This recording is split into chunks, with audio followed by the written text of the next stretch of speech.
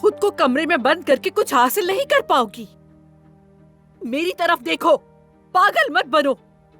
जो तुमसे कह रही हूँ मुझे उसका जवाब दो। अम्मी बस कर दें। उस लड़के के साथ गाड़ी में चिपक के क्या कर रही थी तुम, बताओ मुझे। हम कुछ नहीं कर रहे थे। ये बातें जाकर किसी और को बताना।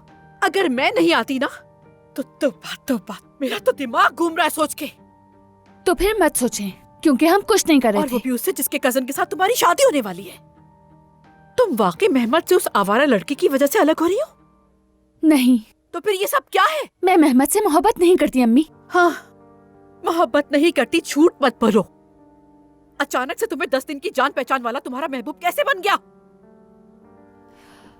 मेरा सिर्फ 10 दिन पुराना ताल्लुक नहीं है उमर से।